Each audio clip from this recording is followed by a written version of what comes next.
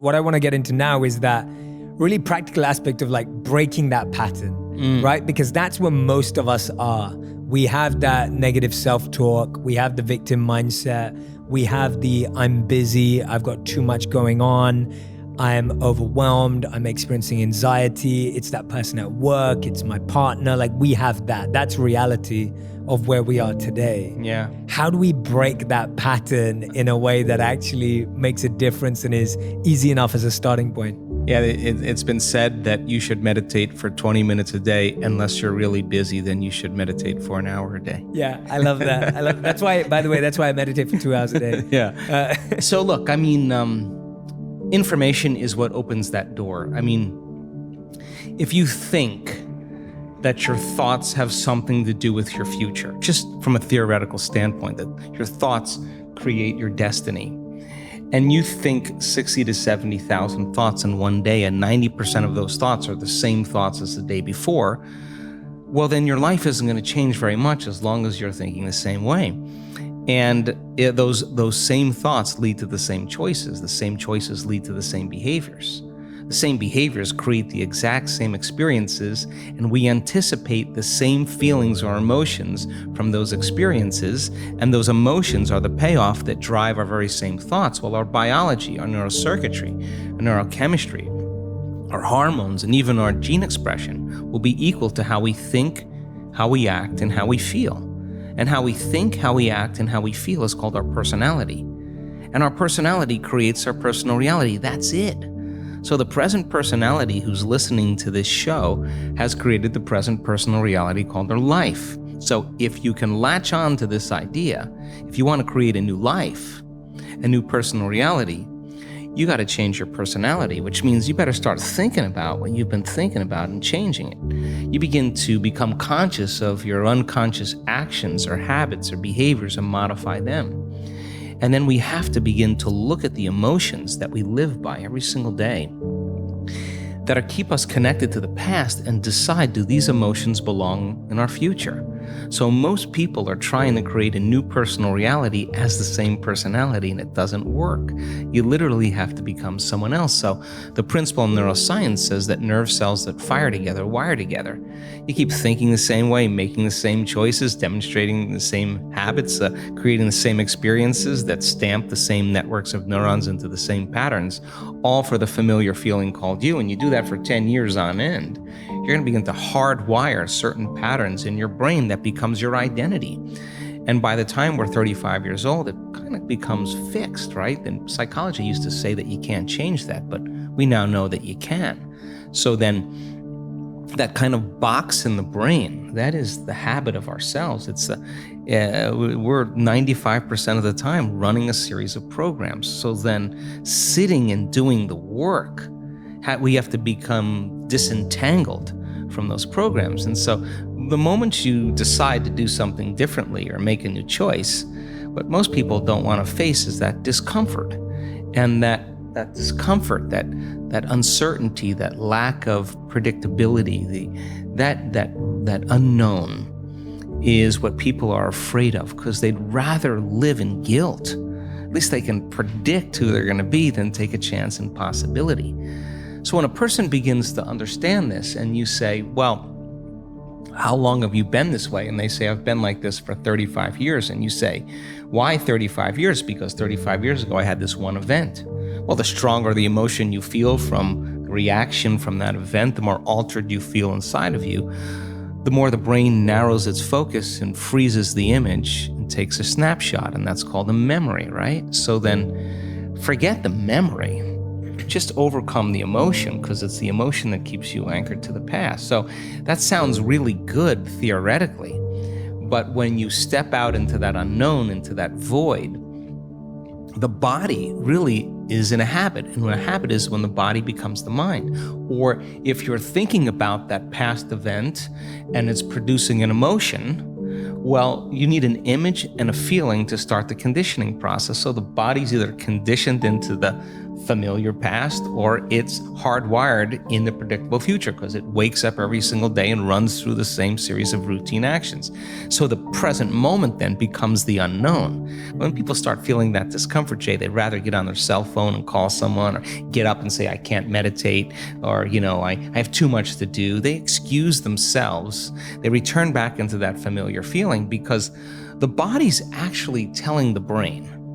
A habit is when the body becomes the mind. So the body's stepping out into the unknown and says, ooh, I'd rather feel guilty. I'd rather feel unhappy than be in this discomfort. So then, at least then when they return back to that familiar feeling, then they feel safe. So they step out in the unknown and the body starts influencing the mind, saying you can start tomorrow.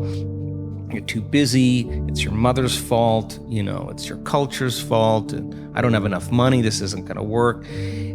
Those are the programs in there that are standing in the way between you and your future. So then nerve cells that no longer fire together no longer wire together. So the act of observing those states of mind and body means you're no longer the program. You're the consciousness observing that program. So then to meditate, it means to become familiar with.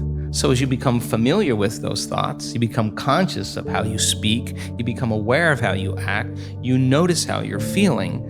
The more conscious you become of those unconscious programs, the less unconscious you'll go in your waking day. Why? Because it's not enough to just have a great meditation and get up and get on the freeway and get in traffic and getting stressed. You just return back to the old self again. Our job then is to sustain that modified state of mind and body the entire day. And if you can, get ready because something different or unusual is going to begin to happen in your life. And it will come as a coincidence or a synchronicity. And that's breadcrumbs from the divine saying you're on the path. Just keep doing it. There'll be another one. Just keep staying in that energy. And so teaching people then to understand that there's a formula that we now know, that if you apply that formula, you'll begin to see those changes. And now, as people are doing it more and more effectively, the results are going up as well. We just had Bond University. They just took a whole bunch of my brain scans from 10 years ago. Huge clinical study, a lot of analysis, and they're blown away by the speed in which the community can change brain heart coherence. They know how to do it. It's not something that's separate from them. They've practiced it enough times that they now know how to do it. So what's the significance of that? Well, really simple.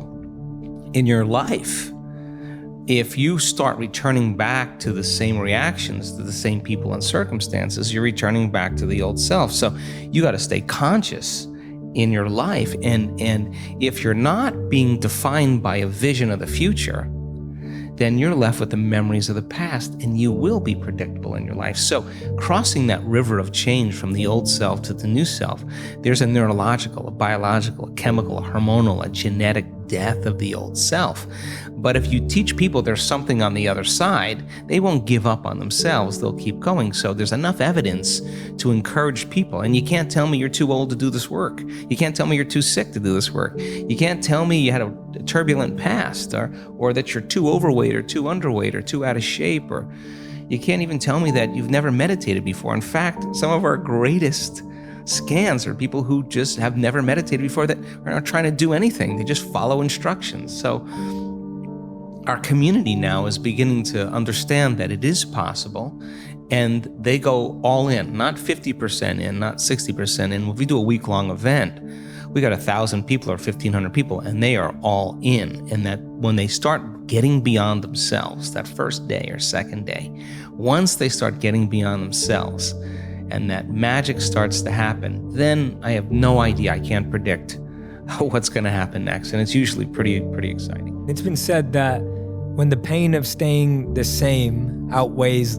the pain of change, then we will change. Yes, exactly. Right? How bad does it have to get? Yeah, exactly. And it's like, why is it that we get so attached to that old self? Like, what is it about it? Is it security? Is it safety? Is it familiarity, as you said?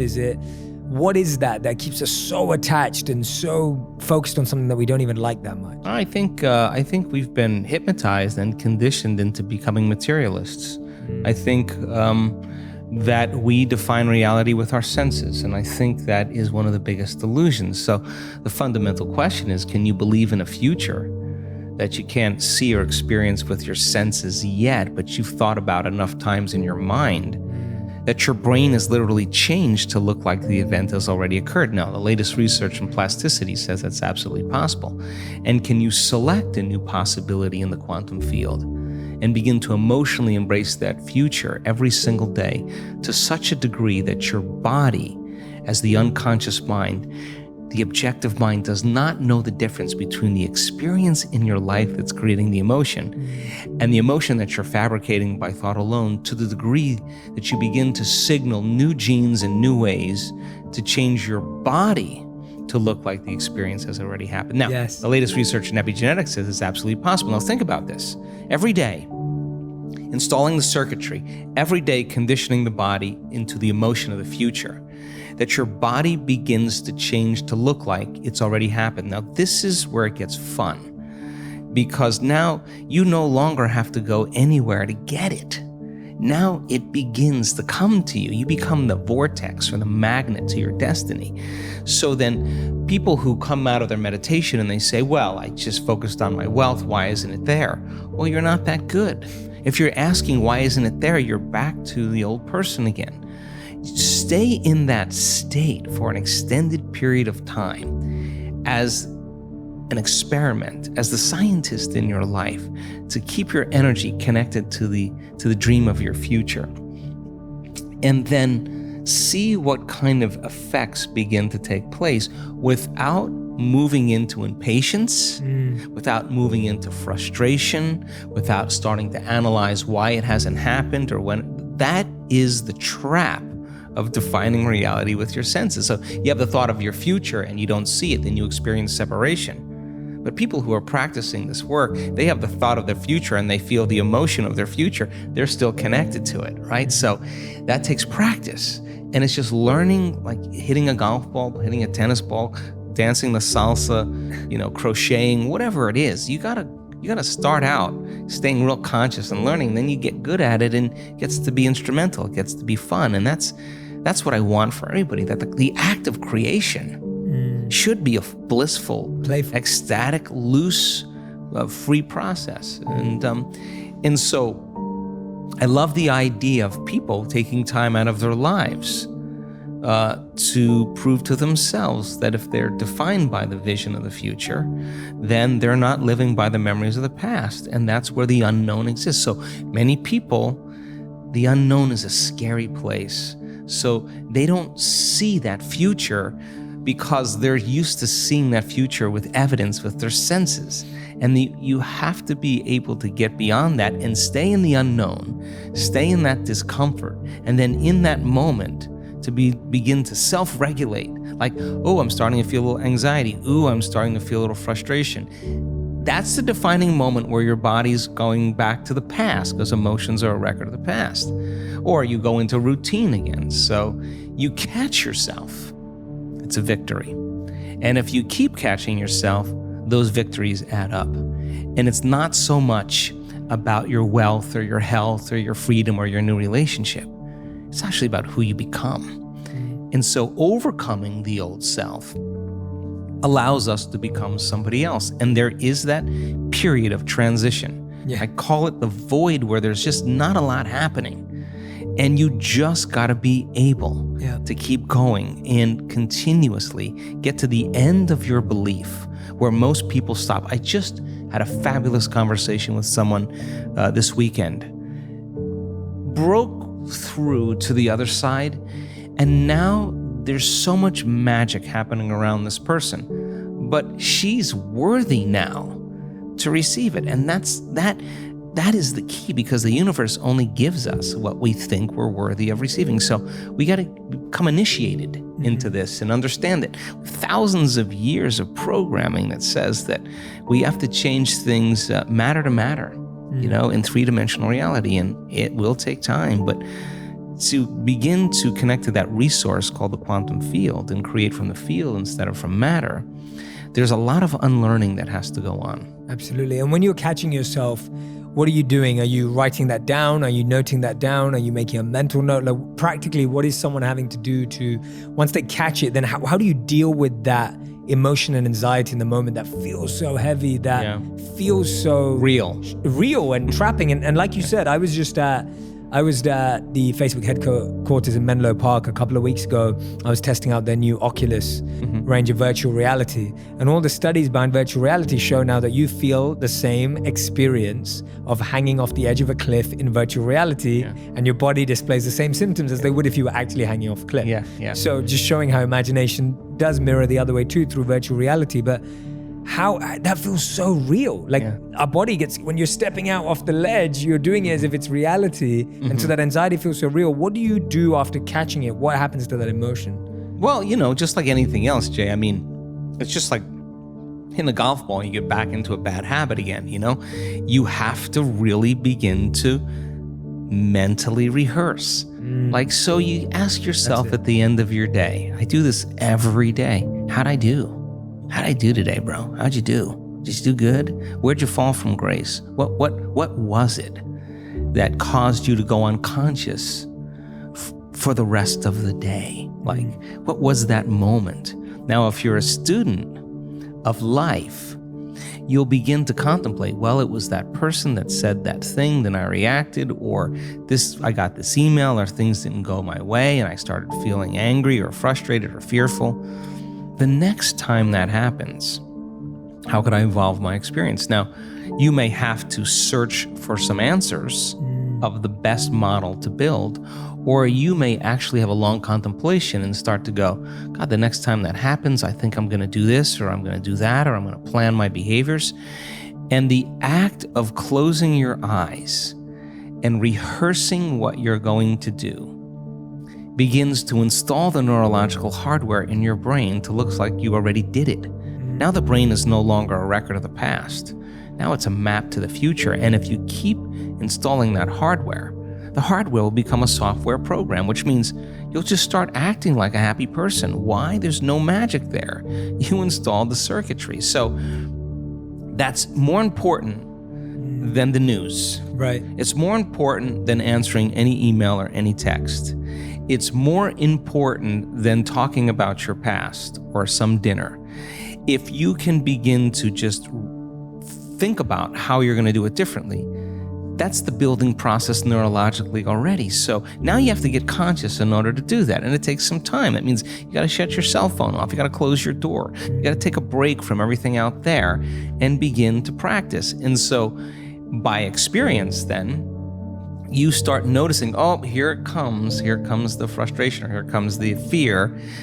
And now we've given people the tools to be able to self-regulate, to create brain and heart coherence. And so you see people say, excuse me 1 minute, I just need a minute. They take some breaths, they get back in, they connect to the energy of their future. This is incidental compared to where they're going. So they don't fall from grace. They don't allow their energy to drop. And so, in the beginning, it takes a lot, because it takes a lot of energy and awareness to stay conscious and not go unconscious. But if you're persistent and you're determined and you're sincere, you begin to figure it out. You begin to say, I am not going to give my power away to that person or that circumstance when I can use it to heal or to create a new future. And so people then won't excuse themselves and say, I had a hard day yesterday, I had a fight with my coworker or my ex, and I don't feel like doing the work. Well, that's the time to get back on the horse. Yeah. Because it's all of those times that we self-correct. Those are the most valuable moments to us. People who have had profoundly transcendental experiences where we say, got lit up, they connected, and their brain goes into very, very high coherent states and super gamma patterns that are way outside of normal, and they have a transcendental download or connection that's mystical. They look back at their entire life. They don't want to change one thing in their past because it got them to that moment. that's the moment the past no longer exists. Now, by the same means, they look back at their past and they see all those tough moments where they overcame themselves and they fall in love with that person. They don't look at the good meditations or the things that went well. They know that it was those moments that got them to this moment. And I think then that's when they begin to understand that all of the hard work, all the effort in who we become makes, no one can take that away from us. So then once we arrive at that level and we experience whatever the dream is or whatever we create, the next thing is do it until you fully enjoy it. And then when it gets boring or predictable, let's go again. Let's do something else. Yeah. And I think that's evolution. If you want even more videos just like this one, click on the boxes over here. And if you want to continue seeing these kinds of stories, you can subscribe by clicking the link right here. I just think optimism is great because I think, positivity is better than negativity, and optimism and visualization of positive things works. I mean, it's just about which direction do you want to go in? Which road do you want to go down? I'd rather be happy. Hello, everyone. Welcome back to On Purpose, the #1 health podcast in the world. Thank you so much for being here. I'm so excited to introduce you to our next guest. She's one of the leading figures in entertainment today. She's a talk show host, an activist, a comedian, and a best-selling author. And I'm so excited to introduce you and the podcast, Chelsea Handler. Chelsea, thank you so much for being here. Thank you. Yeah. Thank you for having me. It's such a pleasure to have you here. I know we just connected, I think literally 10 days ago. So you were speaking at this conference called Wisdom 2.0. You were also speaking. And I was there to do a bit of speaking too. And I remember this moment when I was being interviewed on stage, and then I saw you in the front row and I was like, oh my God, it's Chelsea. I had a moment where I fangirled on stage. I'm not sure if it was obvious at all. And then I was really happy that I bumped into you later on at dinner time. And so when we spoke and we connected, I felt your energy. It was awesome. And I'm so glad you came out here. Thank you. That's very nice. Thanks. Yeah, I went with my sister because my psychiatrist, which I have to say all the time now, my psychiatrist had referred me to that, or asked me if I had any interest in speaking at the Wisdom 2.0 conference in San Francisco is what we're talking about. And I was like, well, not really, but sure, that sounds interesting. And he's like, well, we could talk about us, or you don't have to, I can't talk about us. I'm like, well, then let me, because my entire book is about my relationship with my psychiatrist and my kind of, I hate the word journey because The Bachelor ruined that around 10 years ago, but for lack of a better term, my experience with therapy and what it did. I didn't think I needed it, and I didn't think I needed to calm down or slow down, and then I did. So it's all about that. So he said, hey, why don't you come and talk about at Wisdom 2.0? And I was like, all right, well, I may as well start promoting the book since, you know what I mean? That's what you do. That's what the book is about. So sure, let me get out there. Yeah, and I found that really refreshing. And the book's called Life Will Be the Death of Me. It's out April 9th. So for anyone who's listening or watching right now, it's probably past April 9th now. So you can go ahead and get the book. It's probably out by now. But that's what I love about the book. And when I saw you there, and I saw you when Wisdom 2.0 was sharing that you were going to be there, I was just like, wow, I'm really fascinated by your story and journey, lack of a better word, to mindfulness, to meditation, to personal growth and self-awareness. So we're going to dive into that today. My audience is in love with this theme, and I think they're going to gain so much from hearing about it from your perspective, which I think is going to be really unique for them. So one of the first things I wanted to ask you about was around the quote that you start the book with from Gloria Steinem. And you talk about this quote around how everyone's looking to find the right person rather than trying to be the right person. And I wanted to ask you, why did you start the book with that quote? And why was that so important to you at setting the tone? Because I think a lot of from my experience, a lot of my life has been about the end result rather than the being. It's about the doing and the walking off the stage, not being on the stage. And I think that kind of transfers to people too. A lot of us are looking for someone to complete our lives, or somebody to be the lid for our pot, so to speak.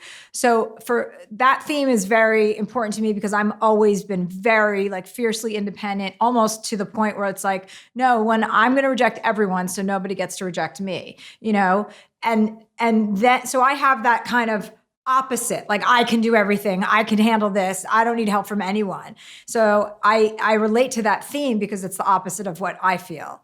I have it in the opposite direction. I just, it's too powerful, too strong, too I can fix everything.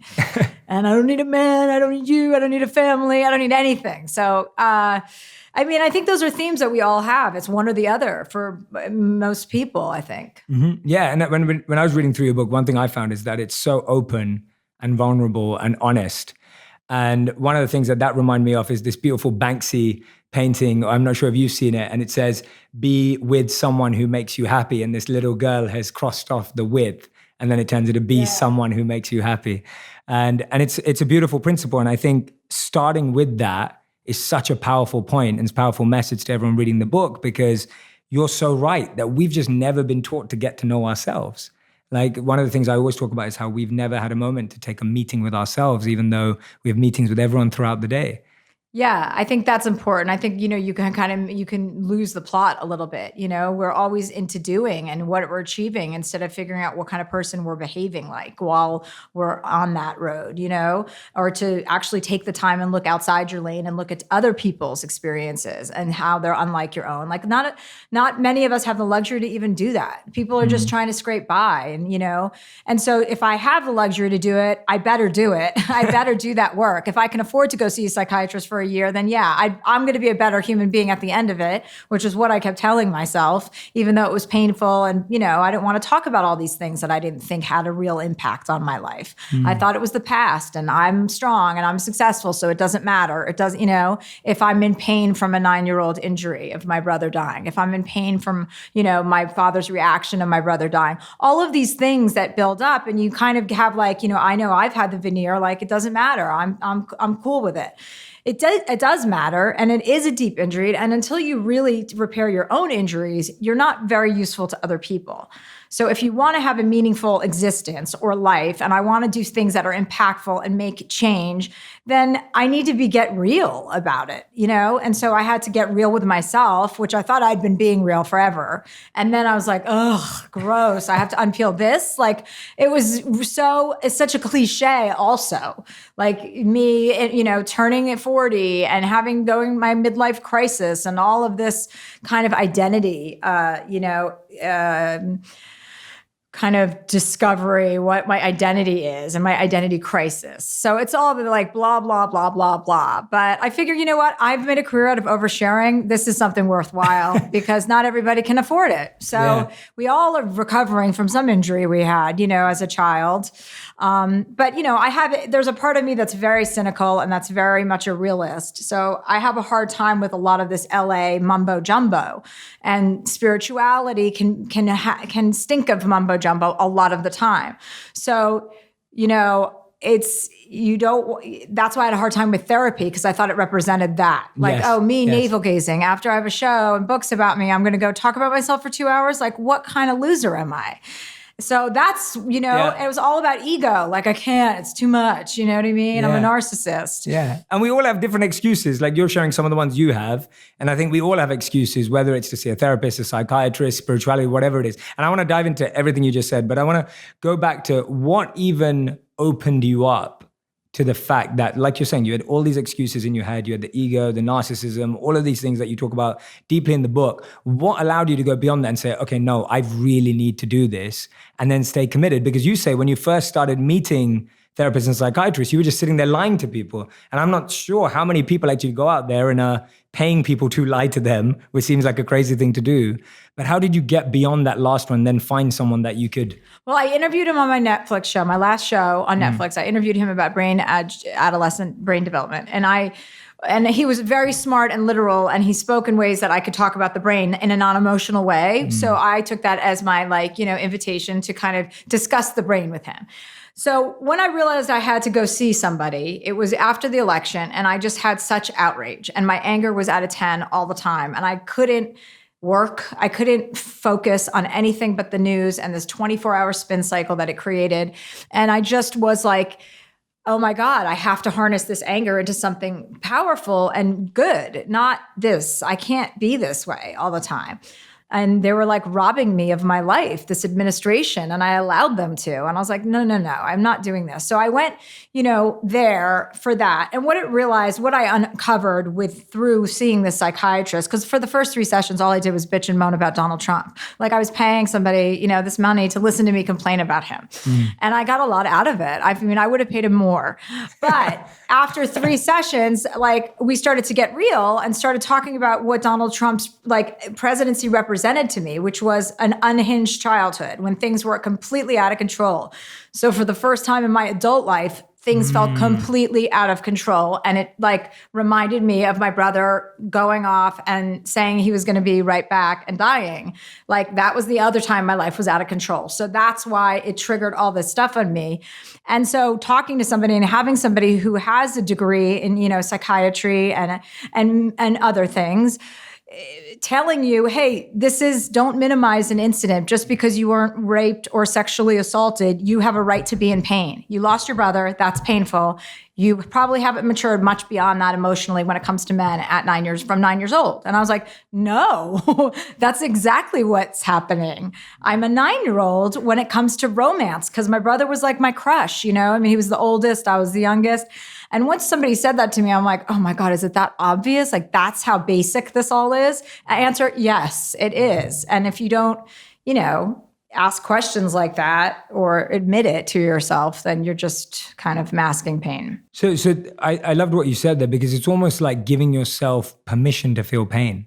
Mm-hmm. Like a lot of us are masking ourselves from it, or we're like, oh, that didn't matter. And for you, it was losing your brother, which you talk a lot about, how it actually defined you and your family for a period of time before you went through this process where you were able to actually say, I'm not going to let that define me. And right. I think that I was being defined by loss. I was being defined by, as a 9-year-old, I didn't have the ability to understand that my brother didn't have a choice. He didn't go kill himself. Or to me, it felt like he left our family to go live with another family because he found somebody he liked better, with a cooler little sister or whatever. I I didn't understand that it was an accident. So I was mad at him, and I continued to be mad at people, for any sort of vibe like that, which is, what leads to not ever trusting men or being in a relationship, and why I feel so strongly about providing for myself so that I don't have to rely on another person.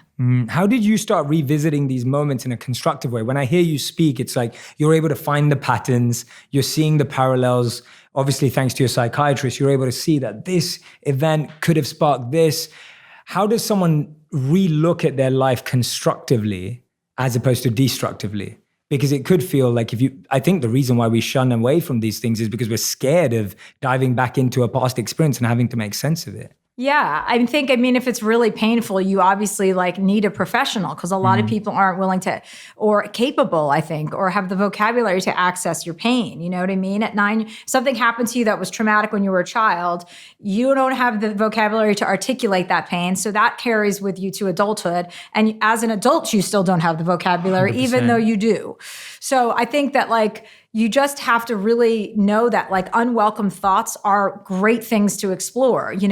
Everyone talks about that with meditation, to don't try and shut up a negative thought or a doubtful thought, but actually welcome it and consider it and go, oh, okay, this is here. Give it the airtime it needs so that maybe when it leaves, it's gone for longer, rather than trying to tamp something away. So I think all of those things with regard to memories when you're growing up, it's just you have to believe in science and data and understand that going through these conversations with someone is going to be a helpful event for you most often, unless you have some quack that doesn't give a shit about, helping you.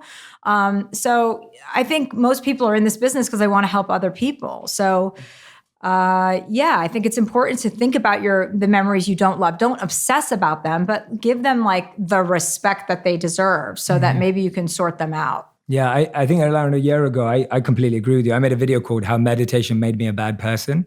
And it was because when I first started to meditate, it made me more aware of all the stuff I needed to deal with. And so all of this negativity was there, all of this other stuff was surfacing from my childhood, from my background.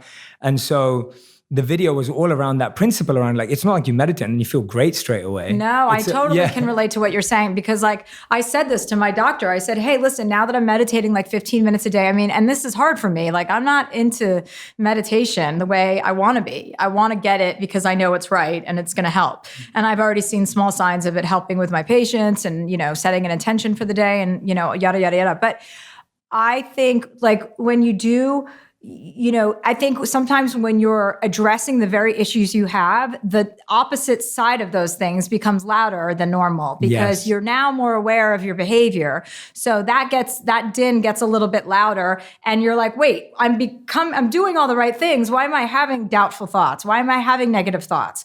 And you're like, because you're more aware and those pass too. Yeah. So absolutely. I can relate to that. Oh, good. I'm glad. Yeah. I thought it was just me, but it was that, the tradition that I studied as a monk in would describe it as when you try and clean a dusty room, the first thing that happens is the dust comes up in your face.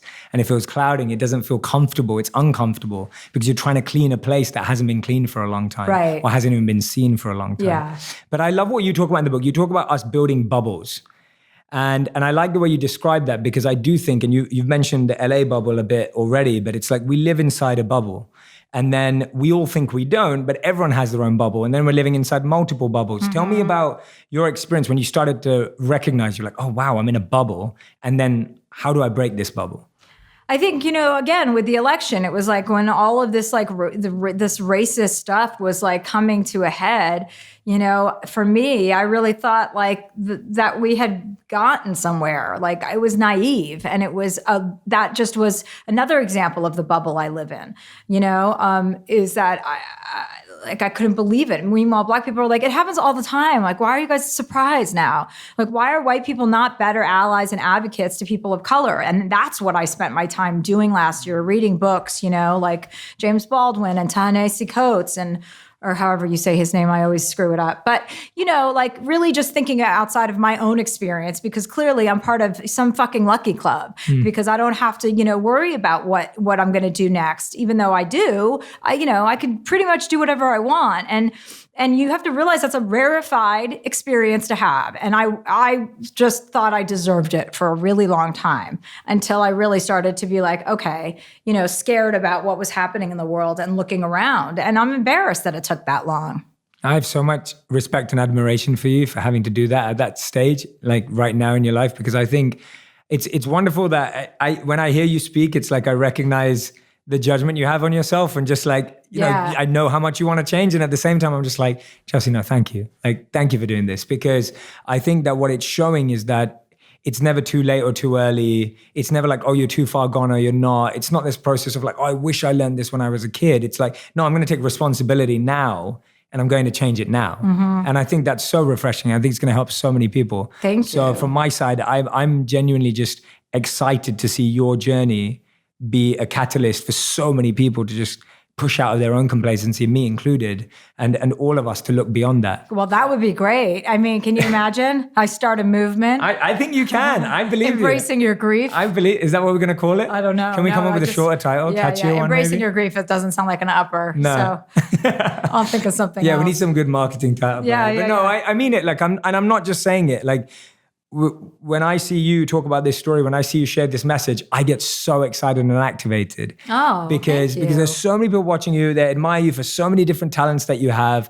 And then when you say, actually, all of this, like, this is giving its meaning, right? Like this is now giving it meaning. I suppose so. Yeah. It's hard, like to think of yourself in that way. So, you just but I'm doing it for you. Yeah, thank you. Great. I'm glad you did. Thank you. Yeah. Mm-hmm. And you talk about this book, Man's Search for Meaning, which I had on my bookshelf, so I picked it up for this session. But you talk about this book changing your life. How did you even come across it, and how did it impact you? I read a lot of really hard books when I was in my 20s because I skipped college, so I was overcompensating in a major way because my family is, they all did go to college. So I didn't want to be like the one that didn't go and not have my wits about me. So I read a ton. And that was just one of the books. I mean, that's a book that so many people have read and people quote from all the time. But it really it was an aha moment reading that line out of a book, which is something my dad told me to do at a very young age. Like take one line out of every book, even if you don't like it.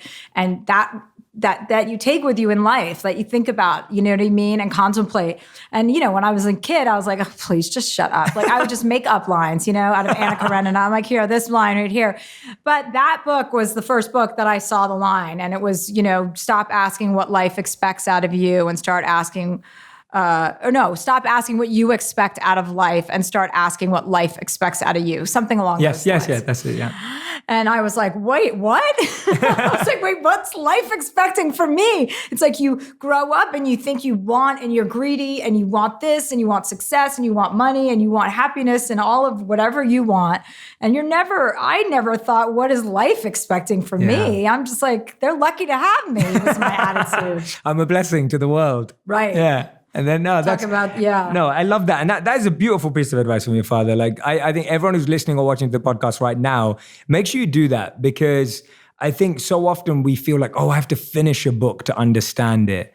And, you know, we place so much emphasis, like what you said at the beginning of the show, beginning of the episode, you were talking about, it's always about results. And we're always like, oh, how many books have you read? Or how did you get to the end of that book? And actually, you could just take one line out of every book and it could be transformative. The one book that I've never finished was Salman Rushdie, Midnight's Children, because I didn't understand where the hell the man was or the boat, or I didn't know what continent we were on. I was reading that and I'm like, I can't finish. And I had such like OCD about finishing books as a child growing up that I always did finish. It was the first book I did not finish, was Salman Rushdie. I was like, I don't know what this is about, and I cannot finish it. I mean, Kierkegaard was easier to get through. Oh, wow. Yeah. Yeah. No, and I've had plenty of books that I've never read back to front, but I found so much value in. Like, it's not about that. And I think it's about taking, like, I always think now, if something's in front of me, like an article or somebody forwarded me something, like there's something in there for me. So just read it or watch the video for as long as you can and try and just grab something from it, you know? Yeah,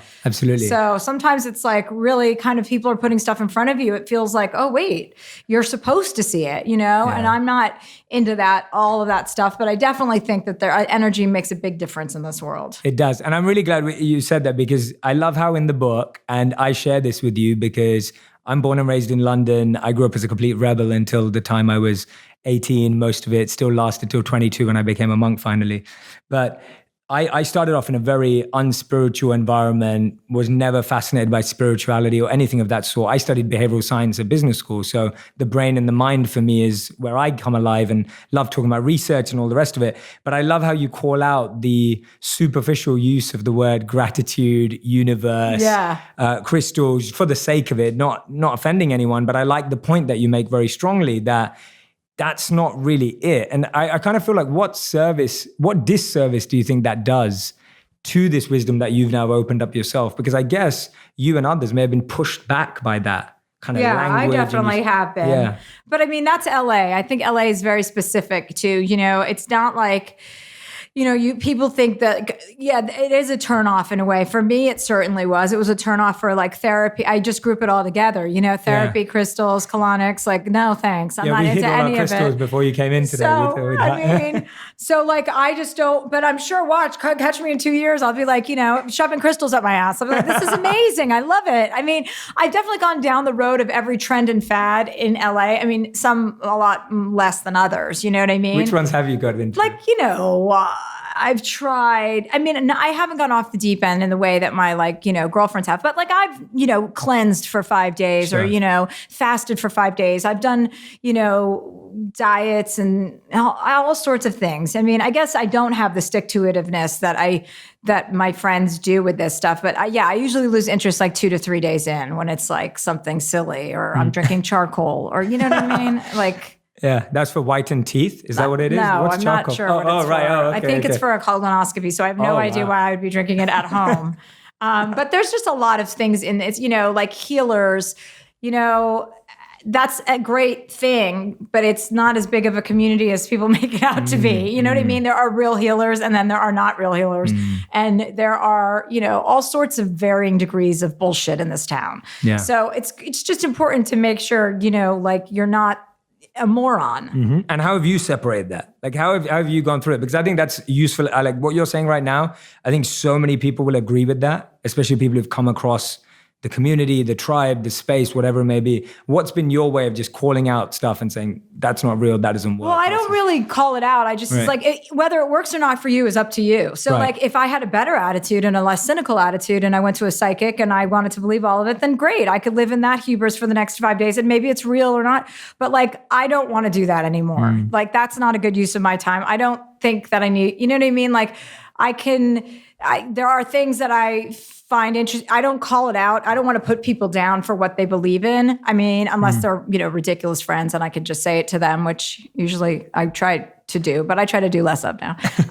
But I think that you just say, no, you're not into it. You know what I mean? Like my friend just opened a Korean spa and was like, you got to come. And I go, buddy, I'm just not into getting my face and my body scrubbed by a bunch of women. Like, it's not my thing. I like massages, open up as a massage spa and I'll come. Like, you just kind of say no and it's not personal. It's just my preference. Yeah. Now I'm really happy you came on this podcast. Because you could have just been like to me, no, I'm not coming on podcasts. Yeah, I could have. I don't like spiritual podcasts. Yeah, right. But here I am. But here you are. So I feel better than your friend with the Korean spa. Tell me about you alluded to it then. What are some of the things that have changed habits-wise, lifestyle-wise? You just said there, I try and do it less. Like being less reactive. My thing is I was always telling everybody the truth ad nauseum, like whether they wanted it or not. It didn't have to be like solicited. And I just was like this loudmouth. And finally I was just like, fuck, who do I think I am? Like, cool it. Why am I inserting myself and having like these strong opinions based on very little knowledge, And so I think after a while, and plus I just got burned out, with everything and working so hard and so fast without taking a look around and missing kind of those integral moments that you want to remember and have valuable time with. So the things, I'm rambling. No. To answer your question, the things that have changed, well, I meditate now. My doctor said commit to 3 months. And so I've done it. And I'm like now into it. Like I do it every day. 15 minutes a day. Yeah, 15 minutes a day, which is big for me. It's amazing. I am less reactive. I don't say what's off the top of my, I don't. How have you stopped that one? Because that sounds hard. It's so much cooler to just sit back and not say anything when somebody, you don't have to like correct people or tell them what's right. It doesn't matter. Like just chill out. I mean, I take a lot of cannabis also, just so you know, like this is part of my program because it cut my drinking in half mostly. And then I realized like the great benefits of that. So then I got all passionate about that and how it makes you more present and more mellow. And like for me, especially, it's a great ameliorant. So that's changed a lot. I'm just more present. And I also don't, when someone sends me a text or an email that annoys me or I don't ever respond now.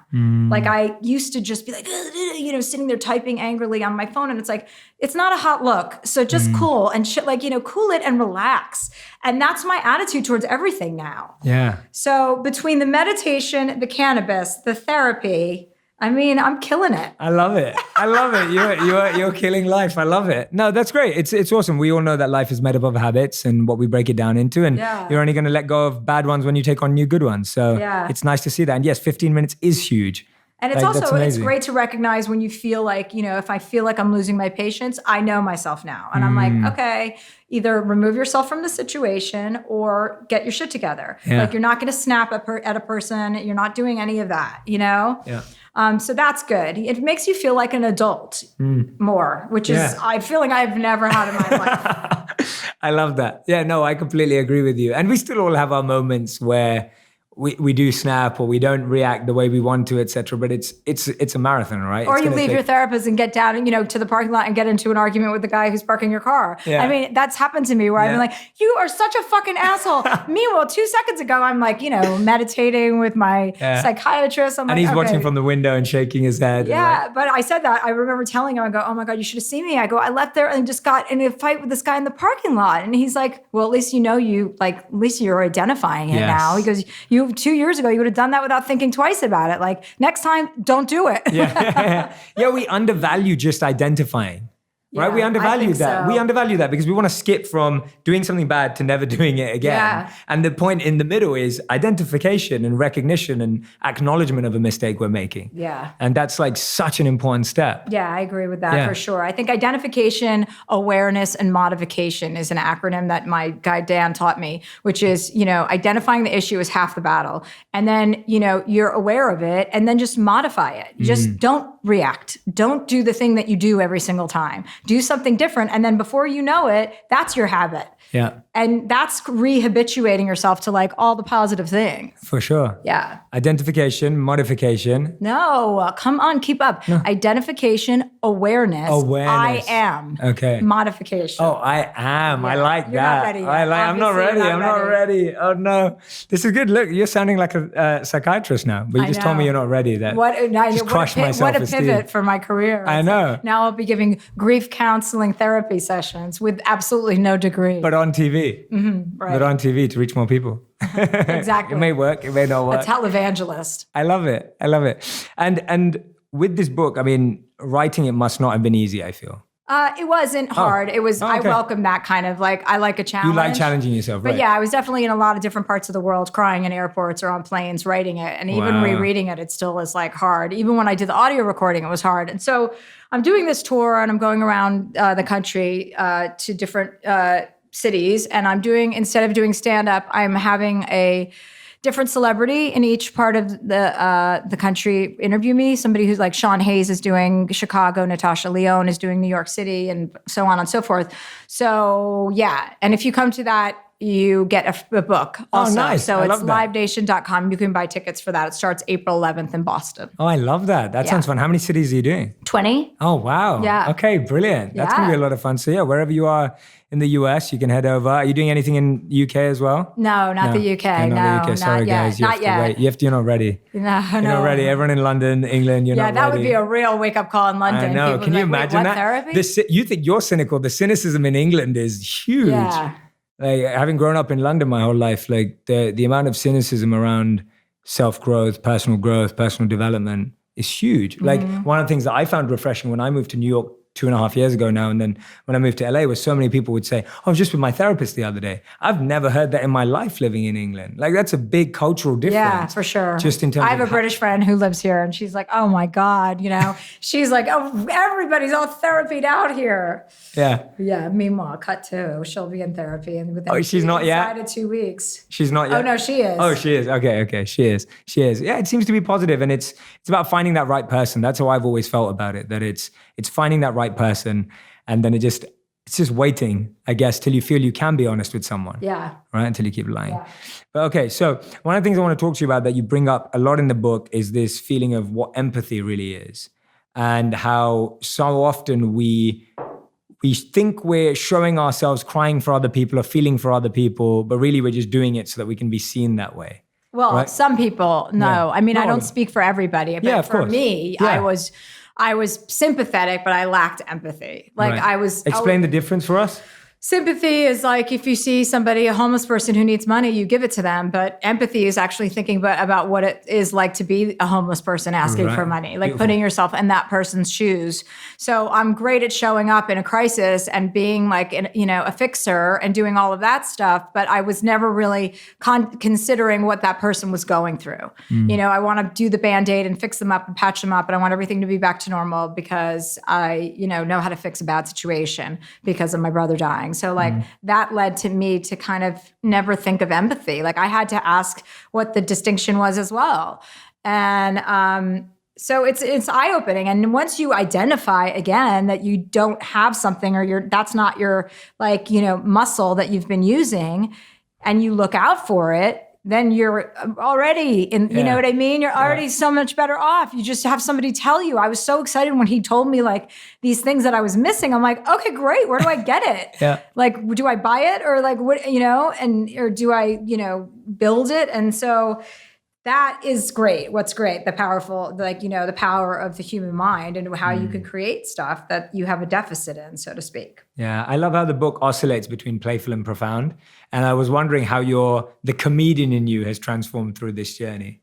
Because I guess that's been such a strong part of your identity for so long. Yeah, but I don't know. I mean, the book's very funny. Yeah, no, it has to be for my readers. I wouldn't want them to read something and expect something from me that doesn't deliver on that front. I mean, it's going to be much deeper than people had probably expected. I think that too. Playful and profound. But I think it's, for me, I can't digest anything too serious. I need funny, like a little bit, you know what I mean? And there's already been too much seriousness with this, with the election and politics. It's too much. Like I needed to get away from all of that and focus on something that I'm going to do with my life and other people that, you know what I mean?